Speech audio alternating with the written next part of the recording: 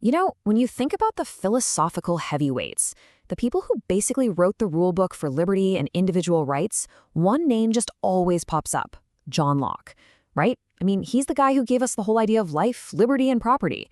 But what if I told you the real story is a whole lot more complicated than that? And that's really the big question we're diving into here. Is John Locke actually the libertarian hero that everyone makes him out to be? We're going to peel back the layers of his philosophy. And trust me, we're going to find a thinker who is way more paradoxical and honestly a lot more surprising than you might think. Okay, so to be fair, that popular image of him, it exists for a pretty good reason. Locke's core ideas are, without a doubt, the bedrock of modern freedom. He's the one who argued that we all have these fundamental rights: life, liberty, and property. And here's the kicker. These rights are not a gift from some king or government. Nope, he said they're natural. They exist even before any laws are ever written down. But right here is where we hit our first major twist. You'd think, hey, if I own my rights, I can do whatever I want with them, right? Like I could sell them, trade them away, whatever. Well, Locke says, hold on, not so fast. He brings in this really powerful idea of inalienable rights. And it's a fascinating paradox when you think about it. A right can be so fundamentally yours that you don't even have the power to get rid of it. For example, you can't sell yourself into slavery because your right to liberty is inalienable. It's stuck to you. Here's a great way to think about it. It's kind of like a non-transferable airline ticket. It's definitely yours, you can use it to get on that plane, but your ownership has limits. You can't sell it to your friend or give it away. For Locke, our most basic rights work just like that. In a way, it makes them even more deeply ours, but it also means we don't have that absolute total control over ourselves. So you might be wondering, why the limitation? Well, Locke gives two main reasons. The first one is theological. He argued that we're all God's creation, which means we don't actually have the final property rights in ourselves. He does. And for those who might want a more secular take, his second reason is all about pure logic. He says true freedom isn't just doing whatever you feel like. That's just license. Real freedom, he argues, means recognizing there have to be rational limits that protect everybody. Okay, so we've established we don't have absolute, total ownership of ourselves. But what about all the stuff we own? Let's switch gears to Locke's super famous theory of property. He asks this pretty radical question. How can you possibly own anything before a government even exists to hand out property deeds and titles? And he lays out this really simple, kind of elegant recipe for it. It all starts with the idea that you own yourself. And because you own yourself, you own your own work, your labor. So when you take something that's just out there in nature for everyone, like an apple on a tree, and you mix your labor with it, by picking it, it becomes yours. Simple as that. But this is where that elegant theory gets, well, really complicated and controversial.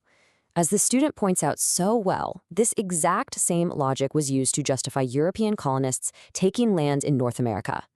The argument went something like this. Because Native Americans didn't enclose and farm the land in the European way, the land was basically unowned and therefore up for grabs for anyone who would mix their labor with it. All right, this brings us to the next big logical question. If we've got all these natural rights and we can get property all by ourselves, why in the world would we ever want to create a government and give up even a little bit of our freedom? And yeah, that's a totally fair question.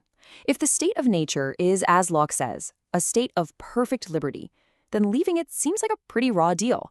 But as we're about to see, perfect liberty does not mean perfectly safe. Not even close. Because here is the major problem with the state of nature. Locke calls them inconveniences, but honestly, that's a huge understatement. See, when someone violates your rights, there are no cops to call, no courts to go to. You have to be your own judge, jury, and executioner. And as Locke points out, people tend to get a little carried away when they're the judge in their own case. This whole situation just leads to a constant state of fear, insecurity, and violence. So you can really see the trade-off here, right? We all agree to leave the chaos of the state of nature, where everyone enforces the rules for themselves, in exchange for the security and order of a civil society. We get a common legislature to make the rules and impartial judges to enforce them. We basically give up our personal right to punish people in exchange for getting protection for everyone. So we all get together and consent to form a government to protect our property. And for a libertarian, this sounds amazing, right? The government's only job is to be a neutral referee.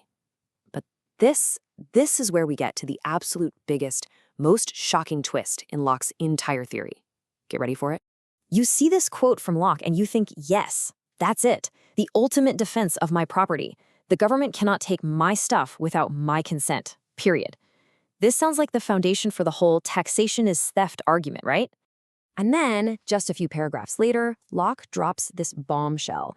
He completely changes the game by redefining what his own consent actually means. It doesn't mean your personal individual yes to a specific tax.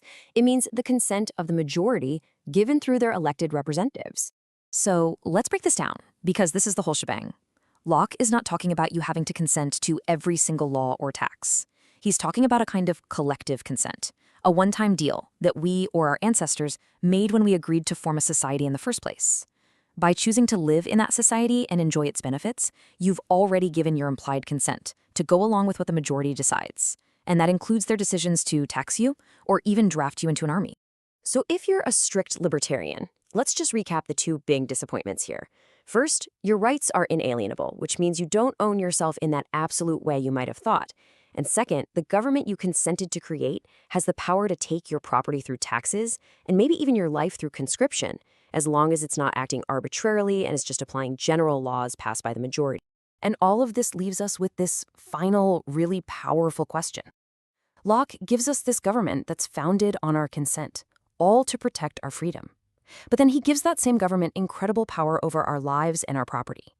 It's a paradox that really forces us to ask, where is the actual line between liberty and power?